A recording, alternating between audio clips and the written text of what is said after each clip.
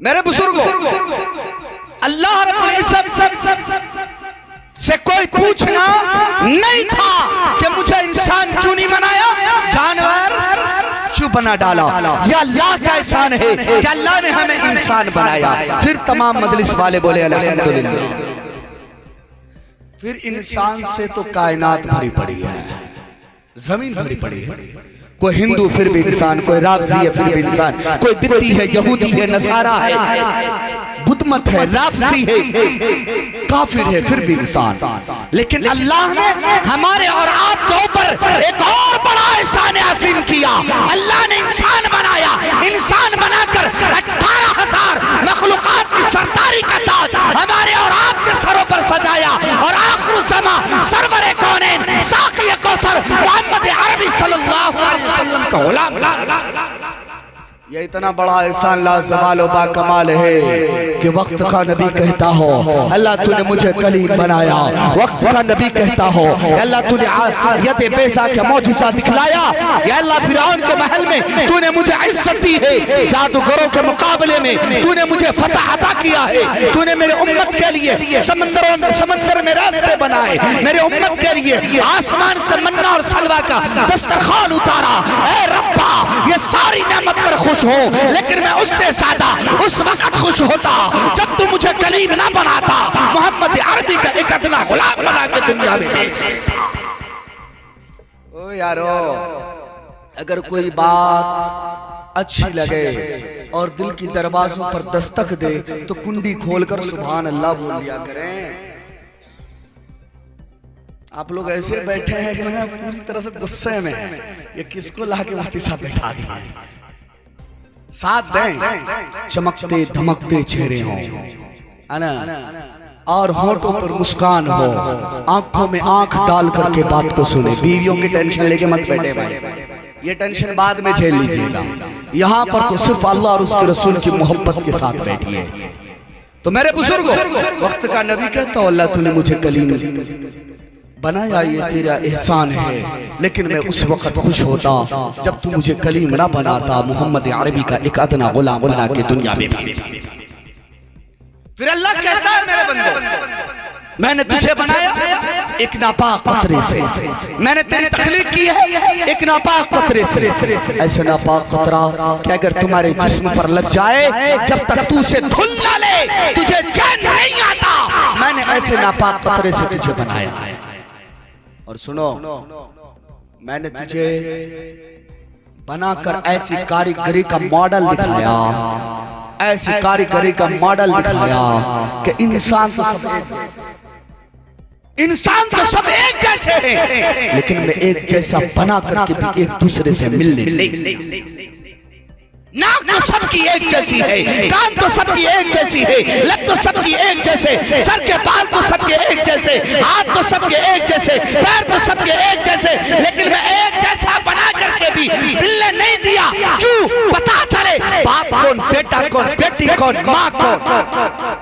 मैंने एक जैसा बना करके भी एक दूसरे से मिलने नहीं दिया। मैंने अपनी कारीगरी का तुझे मॉडल दिखाया कि एक जैसा इंसान बना करके भी एक दूसरे से मिलने नहीं दिया।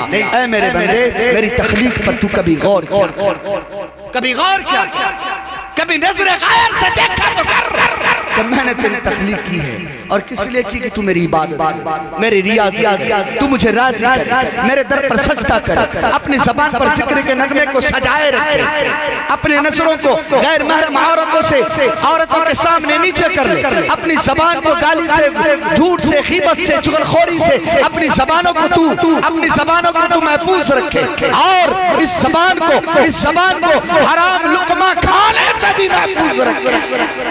आज यह उम्मत सूद में मुलव्विस, आज हमारी बहनें मगरिबी दुनिया ने ये चाल चला कि कोई भी मुसलमान घर हलाल खा ना सके, कमाए वो हलाल, लेकिन जब वो खाने के लिए जाए तो वो हराम। यहाँ पर मुफ्तिया निजाम बैठे हैं। आज जो समूह हर घर में हर घर की लानत बन चुकी है। मैं समझता हूँ 97% मुसलमान की बहनें बेटियां इन चीजों में मुलव्वस हैं। और ये हमारे हजरत हमारे सरपरस्त यहाँ पर तशरीफ रखते हैं। आप उनसे आकर के मसला पूछें, बताएं ये नाजायज और हराम है कि नहीं। मैं आपको बताऊं, अल्लाह ने आपकी हिफाजत माँ के पेट में किया था हराम से। वो कैसे किया? जब अम्मा के पेट में रहे ना, 3 अंधेरे में, पेट का अंधेरा, छिल्ली का अंधेरा, रहने मादर का अंधेरा, अल्लाह ने हमारे ऑक्सीजन का भी और खाने का भी इंतजाम अल्लाह ने माँ के पेट में किया और खिलाया किया। वो माँ की जो हैज का खून है, अल्लाह ने उसे रोक दिया। वह हैज का खून अल्लाह ने ढोड़ी के पंबी के जरिए हमारे नाद तक पहुंचाया। अल्लाह इस बात पर कादिर था ना कि जबान के जरिए, मुंह के जरिए वो रिस्क पहुंचाता, लेकिन अल्लाह ने हमारी जबान के जरिए और हलक के जरिए ये रिस्क नहीं पहुंचाया, थोड़ी के पंबी के जरिए रिस्क पहुंचाया। और ये पैगाम दिया कि ये हलक, ये जबान की चाशनी हराम मुख में खाने के लिए मैंने नहीं बनाया। इस जबान को मैंने अपने जिक्र के लिए बनाया। इस जबान को मैंने कुरान की तिलावत के लिए बनाया। इस जबान को नबी पर दुरूद पढ़ने के लिए बनाया। इस जबान को हलाल रुक में खाने के लिए बनाया। ऐ मेरे बंदो, मैंने तेरी जबान की हिफाजत माँ के पेट में किया। जब तू पेट से बाहर आना तो इस जबान की हिफाजत करना। अगर तूने जबान की हिफाजत ना की, निशान अदल पर तुमको पकड़ लिया जाएगा। आज हम खा रहे हैं, इंशाअल्लाह समूह के लाने से बचेंगे इंशाअल्लाह। हम मौलवियों को समझ लिए, मुफ्तियों को समझ लिए, मिलाद करवा लेना, जनाजे की नमाज पढ़वा लेना, निकाह पढ़वा लेना, ईद की नमाज है, जुमा की नमाज है, उसके खुतबे, और ज्यादा से ज्यादा हुआ तो मौलवी से तकरीरें करा लेना। मेरे बुजुर्ग सिर्फ मौलवी इसलिए नहीं है, आप तो रोजमर्रे की जिंदगी आप गुजार रहे हैं, आप तो तिजारत कर रहे हैं। ये सारी तिजारत ये मौलवी जानता है। ये हिदायत मोटे मोटे किताब पढ़ के बैठा कि तिजारत कैसे करनी चाहिए। आज कोई भी इंसान अपने उलमा के साथ उनका राब्ता नहीं और तिजारत के बारे में अपने उलमा से पूछता नहीं, इसलिए वो हलाल कमाने के बाद भी हराम। जंग आजादी के मौके पर अंग्रेजों की पॉलिसी क्या थी कि अगर जज्बा जिहाद को खत्म करना है, अगर ये मुसलमानों पर अपना तसल्लुत जमाना है, तो सबसे पहले इनको उलमा से दूर करो। क्या करो? उलमा से दूर करो, उलमा से इसका रिश्ता खत्म करो, उलमा से रिश्ता काट दो। यही मौलवी है जो इसे आखिरत समझाता है, यही मौलवी है जो हलाल समझाता है, यही मौलवी है जो अल्लाह से डराता है, यही मौलवी है जो नबी से पहचान करवाता है, यही मौलवी है जो शराब से रोकता है, यही मौलवी है मुआशरे में फैली हुई बुराइयों से भी रोकता है। मेरे बुजुर्गों, मौलवियों से रिश्ता जोड़े। अब जिब्राइल अमीन आपके लिए जो है ना, आसमान से आपके लिए मेरे बुजुर्गों कोई चीज लेकर के आने वाला नहीं है। ये नबी के वारिस हैं, इन्हीं की बात आपको मान करके चलना पड़ेगा। अगर ये कुरान और हदीस की रोशनी में बात कर रहा है तो हमारी जिम्मेदारी है कि हम उसके सामने अपने सर को झुका दे। लेकिन आज उम्मत की हालत यह है कि ये उम्मत उलमा से दूर हो गई, इसलिए मुआशरे में बीमारियां फैल गई है। मेरे बुजुर्गों, जब मानोगे तब ना अमल करोगे, और जब मानवे नहीं करोगे कहां से अमल होगा? हो सकता है ओ भाई, हो सकता है नहीं ना। उलमा से राब्ता कायम करें। मैं आपको बता दूं, मैं कोई गुलू नहीं कर रहा, मुबालगा नहीं कर रहा, मुबालगा आराई से मैं बात नहीं कर रहा, मैं हकीकत बयानी कर रहा हूं। एक बाप से भी ज्यादा, एक मां से भी ज्यादा अगर आपसे कोई प्यार करता ना, ये उलमा की जमात है, ये उलमा की जमात है। अगर बाप से भी ज्यादा, अगर मां से भी ज्यादा अगर आपसे कोई प्यार करता है, ये उलमा की जमात है। आप कहोगे मौलवी साहब कैसे? तो सुनो कैसे। किसी का बेटा शराब पी रहा, उसके चचा में यह ताकत नहीं कि वो कह सके कि तू शराब ना पी। अगर कोई बेनमाजी है, अगर सूद खाता है, माँ बाप की नाफरमानी करता है, बीवियों पर जुल्म करता है, उसके अंदर ये ताकत नहीं कि अपनी औलाद को कह सके। लेकिन ये मौलवी की जमात, इसे मालूम है सूद पर बयान करूंगा, सूद खोर मेरे खिलाफ होगा, शराब पर बयान करूंगा, शराबी हमारे खिलाफ होगा, जानी पर बयान करूंगा, जिना पर बयान करूंगा, जानी हमारे खिलाफ होगा। उसे मालूम है दहेज पर बयान करूंगा, बेटों को बेचने वाला हमारे खिलाफ होगा। लेकिन ये सब कुछ जानने के बावजूद भी मिंबर रसूल पर बैठकर ये सारी बातों को भुलाकर अल्लाह और उसके रसूल की मोहब्बत में डूबकर आप तक पैगाम पहुंचाता है। तो बताइए सबसे ज्यादा मोहब्बत करने वाला कौन हुआ? ये उलमा की जमात है ही नहीं। अरे भाई उलमा की जमात है नहीं, तो हमें अपनी उलमा से राब्ता कायम करनी चाहिए कि नहीं करनी चाहिए? हाँ, राब्ता कायम करते नहीं, न ये नौजवान करते, न बूढ़े हजरात करते, नमाज पढ़े उठक बैठक किए चल दिए। ओ भाई ओ, अपने इमामों के पास आधा घंटा बैठो, आधा घंटा कम से कम बैठे, अपने बुजुर्गों से निस्बत कायम करें। निस्बत तो हम समझते नहीं, निस्बत क्या होता है? निस्बत तो हम समझते ही नहीं। अल्लाह ने आपको एक ऐसी दौलत से नवाजा है जो आज कोसी कमिश्नरी नहीं पूरे बिहार उनकी दीदार को तरसती है। उलमा की जमात उनसे इस्लाह करने के लिए बेताब होते हैं, लेकिन हमें और आपको दिया गया, हमें उसकी अजमत नहीं। याद रखो, याद रखिए, ये सबक को नोट करके जाइए। अगर अल्लाह ने आपको नेमत से नवाजा और अगर आपने उस नेमत की नाकदरी की तो याद रखना अल्लाह उस नेमत को छीन भी लेता है। अल्लाह उस नेमत को छीन लेता है, और जब नेमतें छीनी जाती है ना, उस वक्त एहसास होता है कि हमने कितनी बड़ी गलती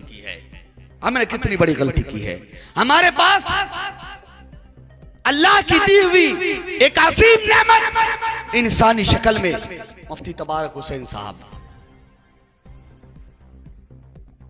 हमें चाहिए कि हम उनसे अपने इस्लाही निस्बत को कायम करें। आज बंगाल वाले हजरत की कदम बोसी कर रहे हैं और हम लोग हैं कि हजरत को के साथ बैठने के लिए तैयार नहीं।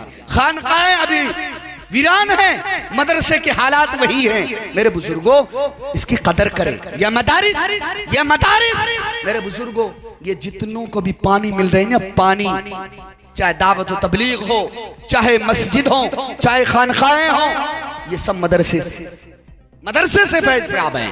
हमें चाहिए कि अपने मदरसे की भी हिफाजत करें, अच्छा ये सारी बात होगी क्यों और हो क्यों नहीं रही? वजह ये कि हम नबी से सच्चा इश्क कर ही नहीं रहे। अगर नबी से सच्चा इश्क होता ना, तो हम अपने घर से ज्यादा अपने मदरसे की फिक्र करते। आप ये नहीं समझना मौलवी साहब बैठ गया चंदा के लिए। मैं आपको हकीकत बयान करने जा रहा हूं। अगर यहां पर कोई हाजी बैठे हो, मेरी एक बात को नोट कर लीजिए। आज मस्जिद नबी में आप जाएं, मस्जिद नबी में जहां पर सुफ़ा चबूतरा इस्लाम का पहला मदरसा, आज भी मस्जिद नबी में एक हाथ ऊंचा है। जब आका ने पहली मस्जिद बनाई, मस्जिद के सहन में आका ने एक मदरसा बनाया जिसको हम सुफ़ा के नाम से जानते हैं। एक हाथ से ज्यादा मस्जिद के सहन से, मस्जिद की दीवार से मदरसे की दीवार को ऊंचा रखा और उम्मत को पैगाम दिया, मस्जिद भी उसी वक्त आबाद रहेगी जब तुम मदरसे को आबाद करो। और हमने क्या समझ लिया, मदरसा तो बच्चा पढ़ने की जगह नहीं, मदरसे तो बूढ़े के भी पढ़ने की जगह है, मदरसे तो नौजवान के भी पढ़ने की जगह है, मदरसे तो बच्चे के भी पढ़ने की जगह है। मेरे बुजुर्गों, आका ने भी हमें पैगाम दिया, ये काम दिखा करके मस्जिद की दीवार से, मस्जिद की सहन से सुफ़ा की सहन को ऊंचा करके उम्मत को पैगाम दिया, मदरसे को मजबूत करना। और मदरसे को मजबूत सिर्फ तामीरी काम से ही नहीं, बल्कि अपना वहां पर वक्त लगा के करना। लेकिन हम कर रहे हैं? नहीं कर रहे ना। मेरे बुजुर्गों, जिस कौम के पास अल्लाह ने सबसे पहली वही नाजिल फरमाई वो था इक़रा। क्या था भाई? इक़रा। आज ये कौम पढ़ी लिखी है, आज ये कौम पढ़ी लिखी है, आज ये कौम पढ़ी लिखी है। आज मैं चकमका में था, एक गैर मुस्लिम कह रहा फलाने शख्स की एक जमीन थी, लेकिन वो खाने के चक्कर में जमीन बेच दिया, खाने के चक्कर में जमीन बेच दिया। ये कौम तो खाने के लिए अपनी दादा और परदादा की जमीन बेचने को तैयार है, लेकिन ये कौम अपने पैसे को सही निहज पर खर्च करने के लिए ये कौम तैयार नहीं है। फिर ढोल पीट रहे हैं मुसलमानों को रिजर्वेशन चाहिए, फिर ढोल पीट रहे हैं मुसलमान तरक्की की राह पर नहीं है। याद रखो, तरक्की सड़िया का ठेकेदार बनने से नहीं, तरक्की दुनिया कमाने से नहीं है, तरक्की एजुकेशन की बुनियाद पर है। मनमोहन सिंह के सरकार में सच्चर कमेटी की रिपोर्ट बिठाया गया था और 4 साल की कलील मुद्दत में उन्होंने एक रिपोर्ट पेश किया। क्या आपको वो रिपोर्ट मालूम नहीं? हाँ मालूम होगा, लेकिन आप उसको अपने दिल में जगह देने के लिए तैयार नहीं है। उसने रिपोर्ट पेश किया कि इस इंडिया के अंदर सबसे खस्ते हालत में अगर कोई कौम है, दलित है, जिसको हम डोमुआ चमरवा कहते हैं, लेकिन इनसे भी नीचे अगर कोई कौम जा चुकी है, ये मुसलमान कौम है। ये मुसलमान कौम है, ये मुसलमान कौम है, क्योंकि मुसलमान कौम को खाने पीने से फुर्सत नहीं है, खाने पीने से फुर्सत नहीं। जब एजुकेशन नहीं, जब पढ़ाई लिखाई नहीं, तो फिर इंसान जानवर बनता है। फिर इंसान क्या बनता है? जानवर बनता है। फिर बात बात पर बीवी को तलाक देता है। जब इंसान पढ़ता नहीं तो अपने माँ बाप की आजमत को नहीं पहचानता, बाप को बेटा समझता है और बेटा अपने आप को बाप समझता है। आज कितनी माएं जलील हो रही, कितने बाप जलील हो रहे हैं। उसकी वजह मैं तो कहता हूं ये बाप भी जिम्मेदार है। मैं उलमा के सामने बड़ी जिम्मेदारी के साथ ये बात करने जा रहा हूं। बुजुर्गों, कान के दरीचे को खोल करके सुने। आज जो बुढ़ापे में कह रहे हो मेरा बेटा मेरा हक अता नहीं करता, मेरा बेटा मुझे मेरी ताज़ीम नहीं करता, मेरी खिदमत नहीं करता, ओए बेटा जवान हो जाए फिर उसके बाद आपकी खिदमत उसके ऊपर लाजिम है। लेकिन आपको मालूम है आपकी औलाद दुनिया में नहीं आई है, दुनिया में आने से पहले पहले आपके ऊपर बच्चे का हक आयद हो गया। कैसे? बच्चा दुनिया में नहीं आया, लेकिन आप जो अपनी नस्ल के लिए, आने वाली औलाद के लिए मां लेने जा रहे हो, सबसे पहली जिम्मेदारी यह है कि दीनदार लेकर के आओ, दीनदार लेकर के आओ, ऐसी लड़की लेकर के आओ जो अपने माथे को रब के सामने झुकाती हो, ऐसी लड़की लेकर के आओ लिपस्टिक और फेरन लवली पर न रोती हो बल्कि अल्लाह की याद में वो रोने वाली हो, ऐसी लड़की लेकर के आओ जो सीरियल देखने वाली ना हो बल्कि अपना दिल कुरान की तालीम, कुरान पढ़ करके बहलाने वाली हो, ऐसी लड़की लेकर के आओ जो मसाइल हलाल और हराम के मसाइल को समझती हो। लेकिन हम क्या करते हैं? यहां से हम अपनी नस्लों को बर्बाद कर रहे हैं, यहां से हम अपनी नस्लों को बर्बाद कर रहे। लड़की पढ़ी है कि नहीं पता नहीं, लड़की दीनदार है मालूम नहीं, लड़की नमाजी है नहीं कोई बात नहीं, लड़की हदीस जानती नहीं कोई बात नहीं। पैसवा कितना देगा? पैसवा कितना देगा? पैसवा कितना देगा? मोटरसाइकिल देगा कि नहीं देगा? ओए पैसे के चक्कर में, मोटरसाइकिल के चक्कर में तूने आने वाली नस्लों की जिंदगी बर्बाद कर दी है, आने वाली नस्लों की जिंदगी बर्बाद कर दी। फिर ऐसी माएं मुजाहिदीन कहां पैदा करेंगे? फिर ऐसी माएं ये वलीउल्लाह कहां से पैदा करेगी? ऐसी माएं दीन का मुजाहिद कैसे पैदा करेगी? ऐसी माएं दीन का पासवान कैसे पैदा करेगी? ऐसी माएं आलिम और हाफिज को अपने वतन से कैसे जन्म देगी? क्योंकि हमने पहली गड़बड़ी कर दी ना, पहली गड़बड़ी कर दी पैसा लेकर के। हमने नहीं देखा ओए आप जो लड़की लेने जा रहे हो ना वो लड़की नहीं, आपकी नस्लें को तरबियत देने वाली आ रही है, तरबियत देने वाली आ रही है, आपकी नस्लें बनाने वाली। फैसला आपको करना है। माल के चक्कर में बेटे को बेचकर बेहया, बदतमीज, गाली देने वाली, बेपर्दा, फासिक और अल्लाह के साथ बगावत करने वाली लानी है या बगैर पैसे की दीनदार बेटियों को उठानी है? आपको फैसला करना। दूसरा क्या था, हम अपने बच्चों को पढ़ाते, अपने बच्चों को हम तालीम देते, अपने बच्चों को हम तरबियत करते।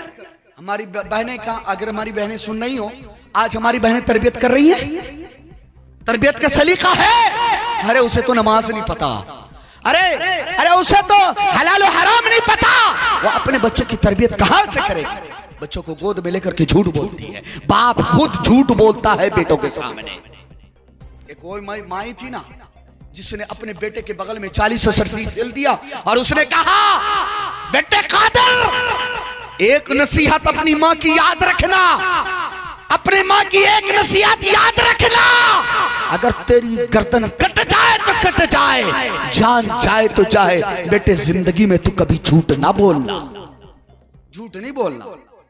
अम्मा ने ये तरबियत किया और बेटे ने डाकुओं को बताया कि मेरे पास भी 40 असरफी है। डाकू भी निदामत के साथ सर झुका लिया और उसने कहा, ये छोटा बच्चा अल्लाह से इतना डरने वाला, तो हम तो बड़े होकर के कैसे नहीं अल्लाह से डरेंगे।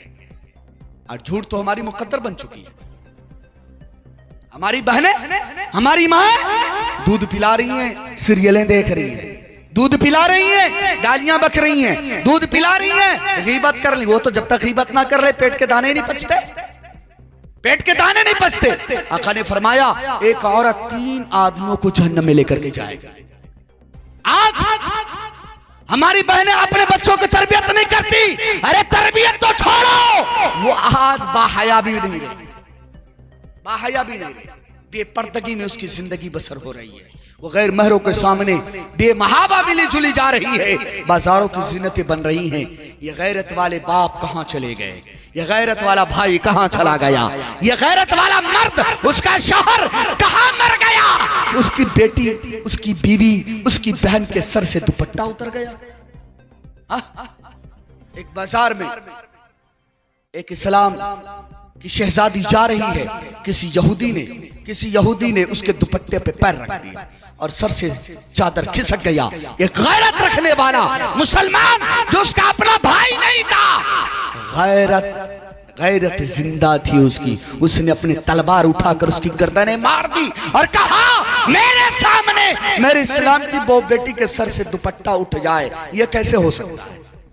और फिर उन लोगों ने उसको भी शहीद कर दिया। ये गैरत इस्लामी है, ये गैरत इस्लामी है। एक जंग के मौके पर हातिम ताई की पोती को लाया गया,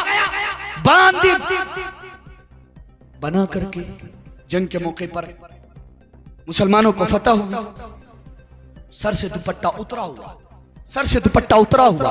आका ने अपनी रिदा, अपनी चादर सहाबी को दिया और फरमाया कि जाओ उस बेटी के सर पर रख दो। साहबी ने कहा, ए आका, ये तो काफिर की बेटी है, यह मुसलमान की नहीं है, और आपकी नबूवत वाली चादर इस बेटी के सर पर रख दिया जाए। फरमाया, जबान बंद रखो, ओए बेटी तो बेटी होती है, चाहे मुसलमान की हो कि काफिर की हो, चाहे मुसलमान की हो कि काफिर की हो। आज हमारी गैरत इतनी मर गई, आज हमारी गैरत इतनी मर गई, जब आप रोड पर चलो तो हमारी बहनें बेहयाई के साथ और बेपर्दगी के साथ सड़कों पर मिलेगी। और ये सड़कों को तो छोड़ो, चकमका बाजार उनकी बेहयाई से जगमगा रही है।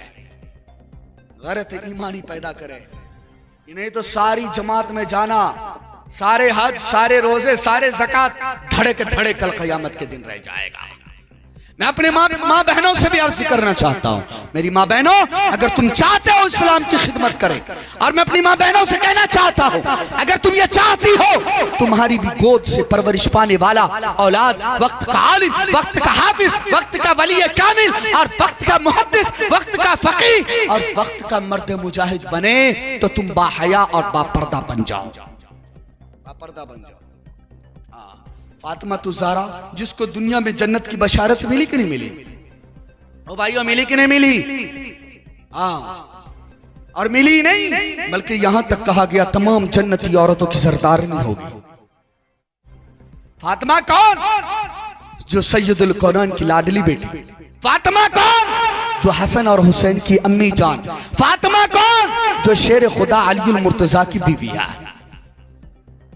इंतकाल का वक्त आया, मैं तफसील में ना जाकर के थोड़ी सी बात मैं आपको बताऊं। अली से उसने वसीयत की, फरमाया अली जब मैं गुजर जाऊं ना, आप जिससे चाहो शादी कर लेना। दूसरी वसीयत यह है कि मेरे गुजरने के बाद आपके अलावा मेरे बच्चों के लिए कोई नहीं है, इसलिए कुछ वक्त इन बच्चों को भी आप दिया करें।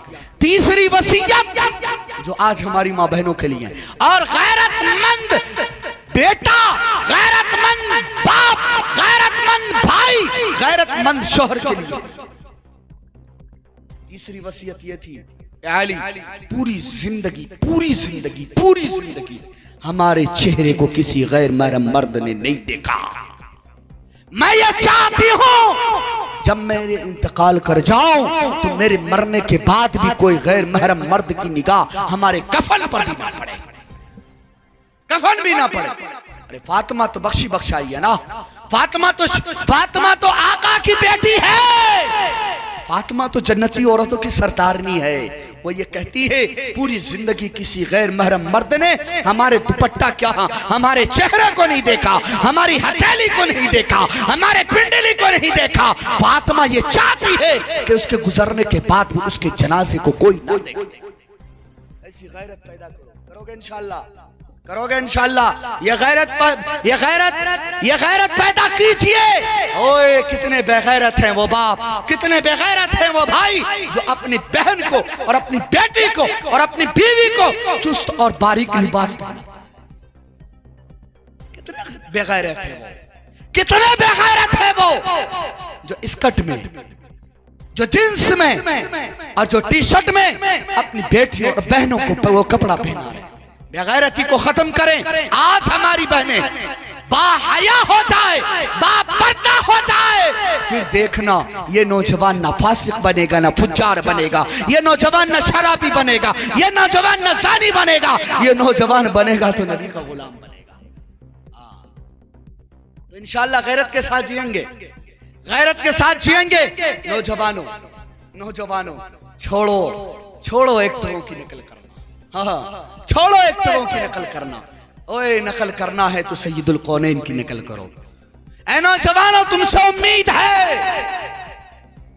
जिस कौम का नौजवान दीनदार होगा ना, जिस कौम का नौजवान दीनदार होगा ना, कोई माँ का लाल दुनिया में पैदा नहीं हुआ कि उस कौम को कोई आंख दिखा सके। जिंदा रहो अपनी पहचान के साथ, मरो तो अपनी पहचान के साथ। आज हमारा ईमान इतना कमजोर, हमारे नौजवानों का ईमान इतना कमजोर कि अगर कोई कह दे तू ये बोल वरना तुझे मार दिया जाएगा, फटाफट बकने लगता है भूत की तरह, भूत की तरह। ऐ नौजवानों, क्या तुझे उस सहाबी के बारे में, ताबई के बारे में मालूम नहीं जिसको एक साथी को खोलते हुए तेल में डाल दिया गया और दूसरे जब रोने लगा उसने कहा मैं तो तुझे पहले ही कहा था कि तू मेरा दीन कबूल कर ले, मेरा मजहब कबूल कर ले, तुझे अपने फौज का जनरल बनाऊंगा, लेकिन तूने नहीं माना, तेरा साथी मारा गया।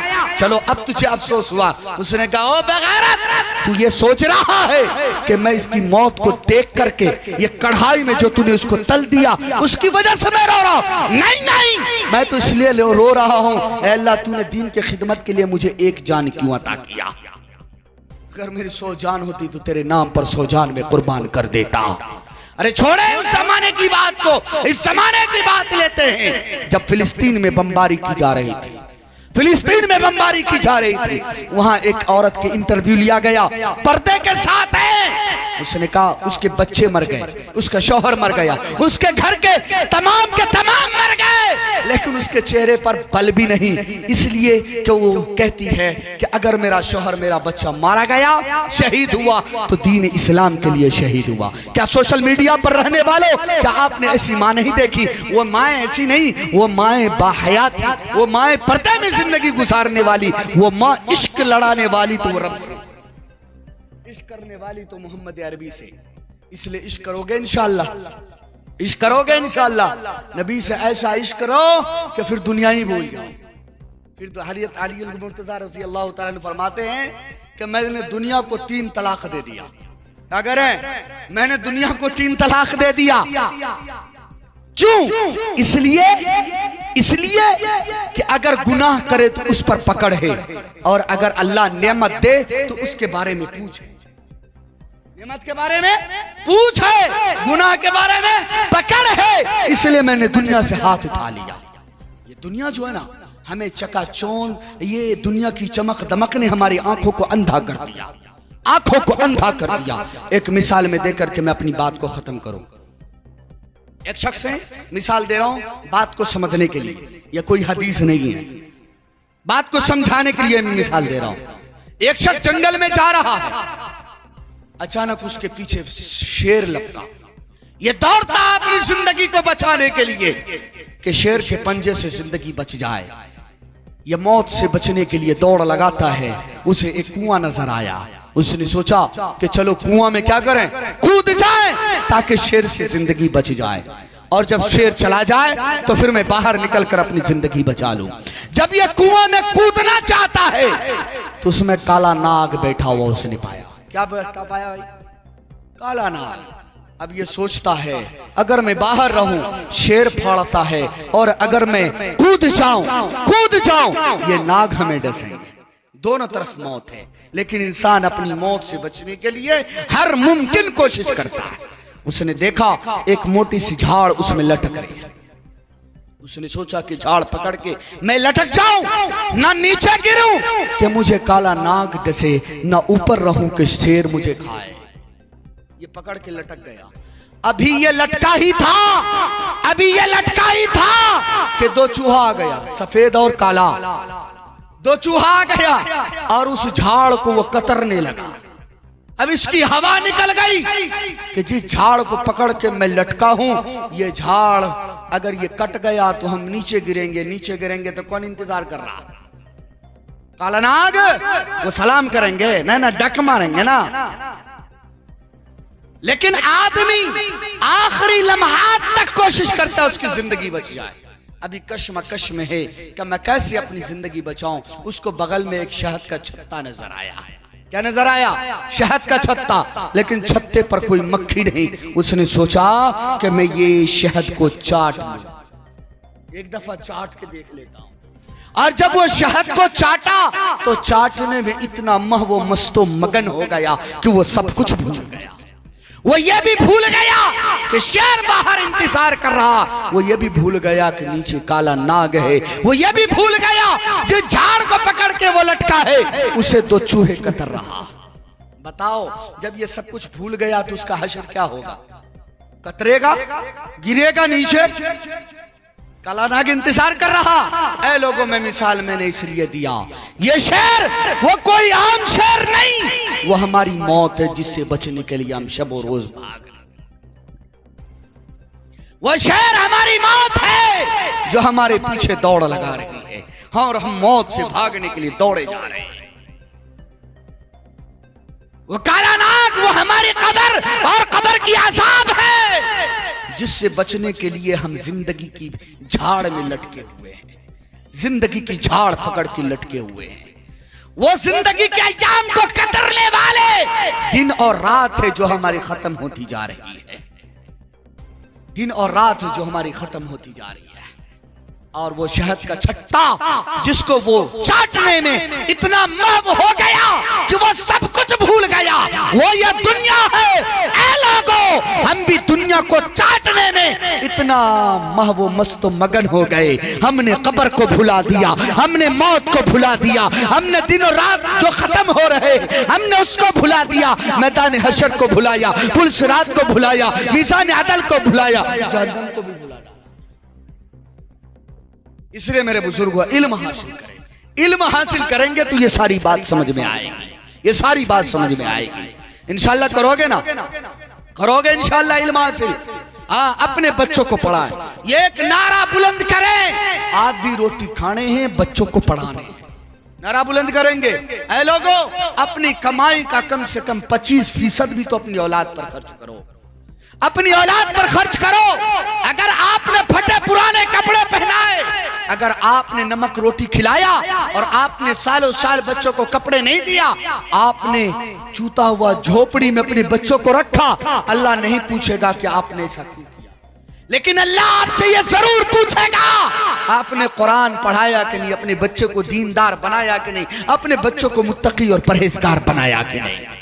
यह हर बाप से सवाल होगा। लेकिन हमारी बदकिस्मती ये है 25% तो छोड़े, हम 5% भी अपने बच्चों को पढ़ाने पर खर्च नहीं करते। ये मदरसे वाले अगर कहते हैं 500 रुपए 1000 रुपए महीना दे दो, मौलवी साहब काहे मांग रहे हो पैसा, काहे मांग रहे हो पैसा, काहे मांग रहे हो पैसा? ओए आपका दिमाग खराब हो गया। आज किसी को कहा जाए कि आप ज़कात खाओगे, आप फितरा खाओगे, चिढ़ जाता है, उछल पड़ता है, लगता है किसी मधुमक्खी ने उसे काट लिया। क्या बोल रहे हैं मौलवी साहब, हम ज़कात खाएंगे, हम फितरा खाएंगे। ओए जब तुम ज़कात खाने को तैयार नहीं तो अपनी औलाद को ज़कात क्यों खिलवा रहे हो, अपनी औलाद को ज़कात क्यों खिलवा रहे हो? अगर आप ज़कात खाने का मुस्तहिक नहीं है तो आपकी औलाद भी ज़कात खाने के मुस्तहिक नहीं है।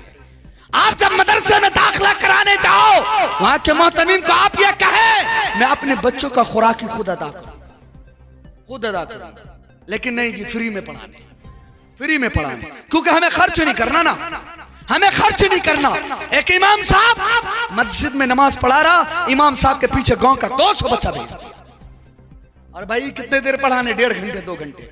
ओए मौलवी साहब अगर पागल हो जाए, मौलवी साहब घिस घिस के अपने आप को खत्म कर ले, नहीं पढ़ा सकता। ये मदरसे वाले बैठे, एक मुदर्रिस को 20 बच्चा दे दे तो वो भी बोझ समझने लगता है। मौलवी साहब 20 बच्चे क्यों दे दिए, 15 बच्चे दे। एक इमाम साहब को हम नहीं, या मस्जिद की जो पढ़ाई, मैं से पढ़ाई नहीं मानता, ये बच्चों की भी जिंदगी के साथ खिलवाड़ है।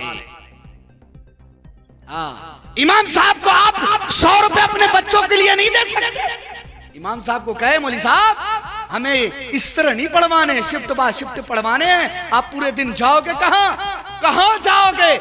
हम आपको 100 रुपया 200 रुपया दिन का देंगे, हमारे बच्चों को आप मेहनत से पढ़ाएंगे। लेकिन हम ऐसा नहीं करते, हम ऐसा नहीं करते।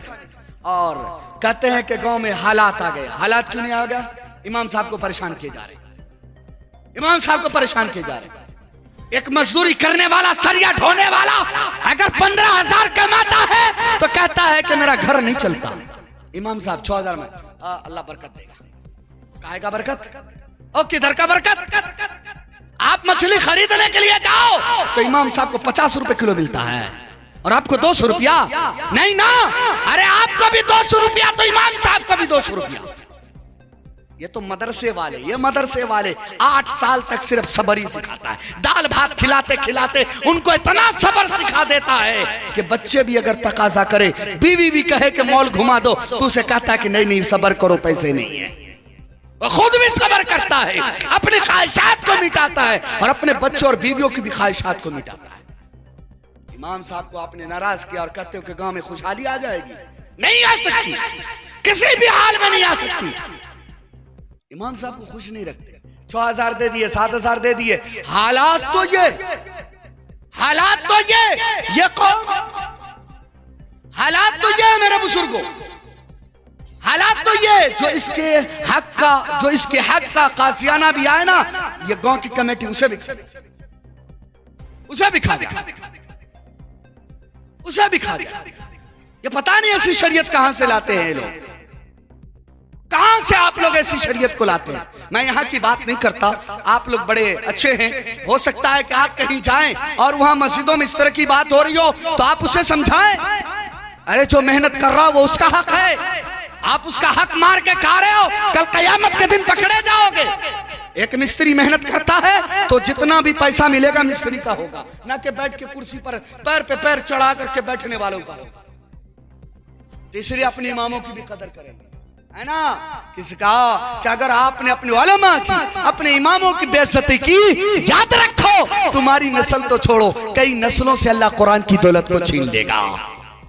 अगर ये चाहते हो आपके घर में भी आलिम बने, हाफिज बने, मुफ्ती बने, काजी बने, दीन का दाई बने, दीन का शहदाई बने, दीन का मुजाहिद बने, दीन का पासबान बने, दीन का और वली कामिल बने, तो आप अपनी उलमा, अपने इमाम को खुश रखना सीखिए, खुश रखना सीखिए। इंशाल्लाह करेंगे, इंशाल्लाह करेंगे, वरना मौलवियों का कुछ नहीं बिगड़ता, मौलवियों को कुछ नहीं बिगड़ता, आपका बिगड़ रहा है। अगर आप अपने दिल में नफरत वाले हैं, अगर आप अपने इमामों को, अपने उलमा को नीची निगाहों से देख रहे हैं, आपका बिगड़ रहा है, इस निहज पर बिगड़ रहा है। कुरान की दौलत से आप महरूम हो रहे हैं और आपकी औलाद जिसको आप बेटा कहते हो, वो बेटा नहीं, वो आपका बाप बनेगा।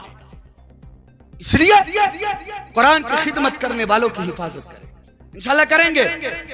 एक शेख साहब के पास एक विद्यार्थी आया और आने के बाद कहा कि हजरत ये मौलवी फारिग होकर के जाते हैं, सही से नमाज़ नहीं पढ़ते, दिन के काम करने के लिए कहते हैं, करता ही नहीं है। हजरत ने सोचा कि अगर इसे लफाजी करके बताऊं ना, ये समझेगा नहीं, तो गांव का और देहात का है, मिसाल देकर समझाना पड़ेगा। उसने एक बच्चे को कहा कि जाओ कुरान लेकर के आओ, एक फटा पुराना कुरान लेकर के आओ और एक अच्छा कुरान लेकर के आओ।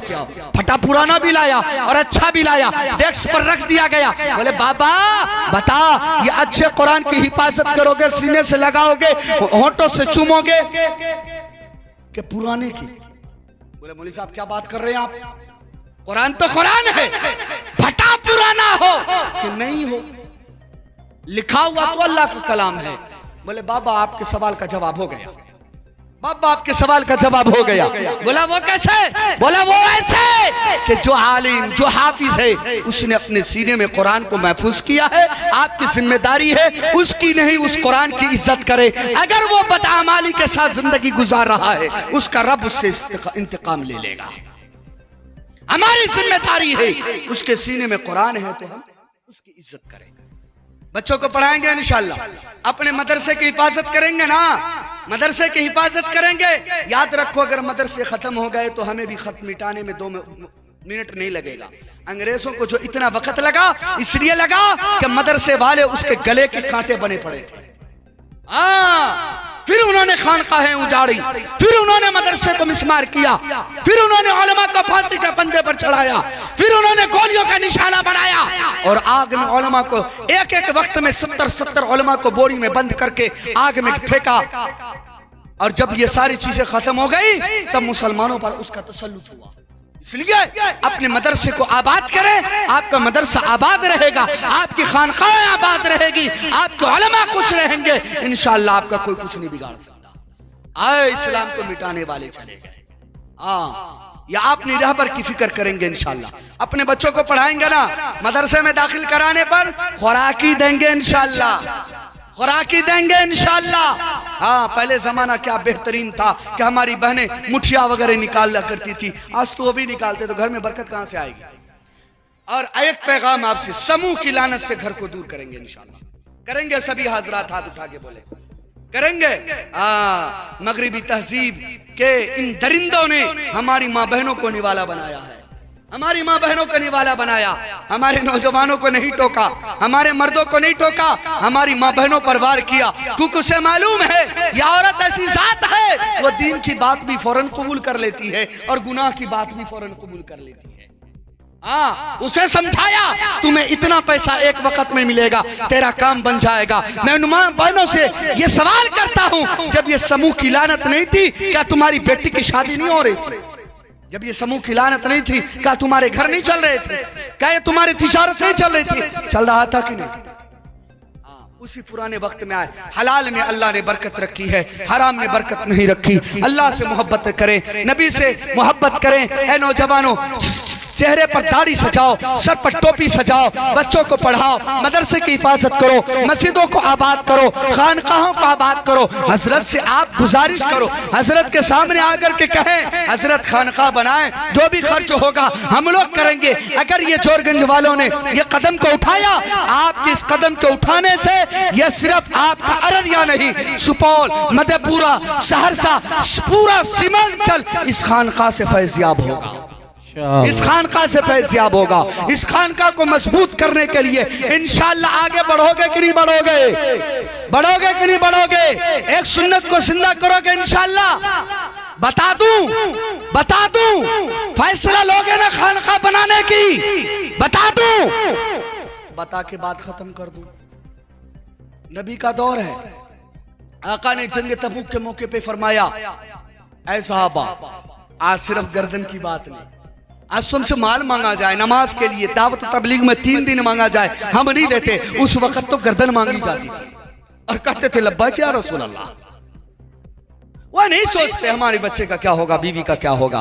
क्यों? क्योंकि अल्लाह ने खुद कह दिया बाप बनना खुदा न बनना। जिसका बाप मरा जाता है उसके बच्चे भूखे नहीं मरते। जब तक उसका बाप जिंदा था मैं उसके जरिए रिस्क पहुंचा रहा था, बाप मर गया दूसरों के जरिए उसकी परवरिश कर रहा हूं। ऐसा होता है कि नहीं होता है? इस पर ईमान रखोगे कि नहीं रखोगे? इंशाअल्लाह। फरमाया ऐसा करो, आप अपनी जान की कुर्बानी देने के लिए तैयार हो? लब्बैक या रसूलल्लाह। वक्त की लब्बैक या रसूल, सलाहियत की लब्बैक। फरमाया माल की भी जरूरत है। क्या जरूरत है? उस वक्त इस्लाम की बका के लिए जंग जरूरत थी। इस वक्त इस्लाम की बका के लिए खानकाहें, मदरसे, दावत तबलीग, दीनी इमारत शरिया, जमीयत उलमाइन, ये सब जरूरी है। उस वक्त हजरत उमर ने फरमाया कि मैं अबू बकर के सवाब से कभी आगे ना बढ़ सका, आज आगे बढ़ूंगा, आज आगे बढ़ूंगा। क्यों? अबू बकर से थोड़ा ज्यादा मालदार उमर थे। देखो उन लोगों की तड़प। हमारी तरफ क्या है? ओए आपके पास पल्सर है, मेरे पास अपाची होगा, है ना? तो मेरे बुजुर्गो, उसने कहा मैं आज इनके सवाब से आगे बढ़ूंगा, मौका मिला है।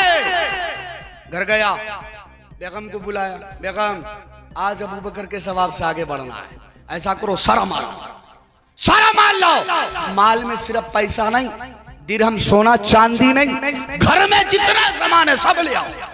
अरे सब लाओ। सब लाया गया, आधा आधा किया, 50-50।